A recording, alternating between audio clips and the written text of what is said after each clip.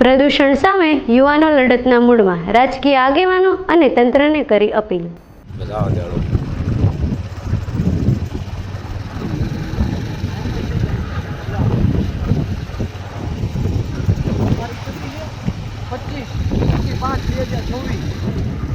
સોમવાર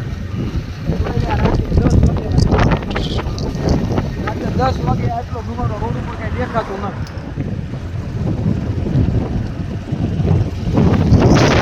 જોવા તમે ધુમાડો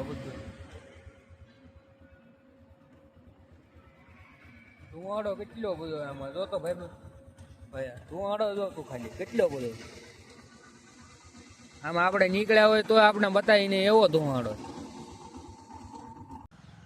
આજે વિશ્વ પર્યાવરણ દિવસ છે તો અમે જાણ કરી છે કે આપણે સિંહોર અને ગાંગલી રોડ ઉપર જે રોલિંગ મિલમાં આવેલી છે બધી, તેમાં એટલું પ્રદૂષણનું પ્રમાણ વધી ગયું છે કે જાણે દિલ્હીમાં પ્રદૂષણનું આઈક્યુ છે એટલો આઈક્યુ અહીંયા જોવા મળે છે, બરાબર. અને આ બાબતે અમે સિંહોર મામલતદારમાં પણ જાણ કરેલી છે, ભાવનગર જીપીસીબી એટલે ગુજરાત પોલ્યુશન કંટ્રોલ બોર્ડમાં પણ જાણ કરેલી છે, પણ આનું કોઈ જાતનું નિવારણ હજી આવ્યું નથી. તો આના માટે અમે અત્યારે જાહેર કરીએ છીએ, જાણ કરીએ છીએ કે અમારા વિસ્તારના ધારાસભ્યો, સાંસદ સભ્યો આની નોંધ લે, અહીંયા આવે અમારા ગામમાં રાતના 10 વાગ્યા 11 વાગ્યા આજુબાજુ આંટો મારે તો એને ખબર પડે કે આ કઈ પોઝિશન છે આ ગામની.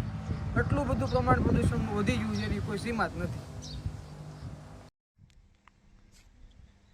બીજી વાત એ કે કાંગળી, નેસડા અને મગલાના 3 ગામની વચ્ચે 78 જેટલી આસપાસ મિલો આવે છે, બધી રોલિંગ ફેક્ટરી. બધી જ ફેક્ટરીમાં ફિલ્ટર પ્લાન્ટ છે, પણ કોઈ પણ એકેય ફેક્ટરીમાંથી ફિલ્ટર પ્લાન્ટ ચાલુ રહેતો નથી, બધો ઝેરી ધુમાડો બહાર કાઢે છે. તો આના માટે GPCB Bhavnagar Gujarat control pollution બોર્ડને ખબર જ છે.